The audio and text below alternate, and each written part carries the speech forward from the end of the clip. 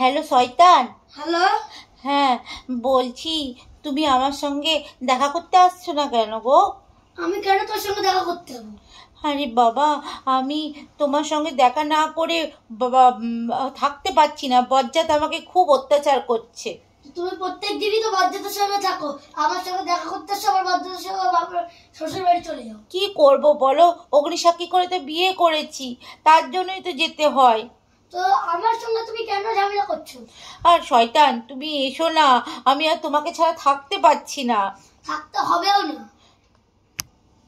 আমি একটা অন্য গার্লফ্রেন্ডকে পটিয়ে নিয়েছি।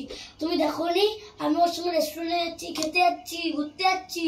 শয়তান তুমি আমার সঙ্গে এরকমটা করতে পারো না, তোমার সঙ্গে আমার কিন্তু 5 বছরের সম্পর্ক। শয়তান আজকে আমার সম্পর্ক ভেঙে গেল। না শয়তান তুমি ওরকম করো না, বজ্জাতের সঙ্গে আমার সংসার করতে ভালো লাগে না। মা বাবা জোর করে বিয়ে দিয়েছে বজ্জাতের সঙ্গে। বজ্জাতের সঙ্গে বিয়ে দিয়েছে তো প্রত্যেক দিনই তো বজ্জাতের আদর খেয়ে আমার কাছে আসো। আজকে আমার আদর কেন খাচ্ছ? যাও বজ্জাতের সাথে। অমনি করো না শয়তান, তুমি এরকম করো না। তুমি ওই গার্লফ্রেন্ডকে ডিভোর্স দিয়ে দাও, দিয়ে তুমি আবার আমার কাছে চলে এসো। আমি ওকে ডিভোর্স দেবো না, আমি তোমাকে ডিভোর্স দিলাম। শয়তান শয়তান শয়তান ফোনটা রেখে দিলে। শয়তান ফোনটা রেখে দিল। এবার আমাকে ওই বজ্জাতের কাছে মরতে যেতে হবে। কি করবো? হায় হায় হায় হায়, শয়তান আমার থেকে হাতছাড়া হয়ে গেল।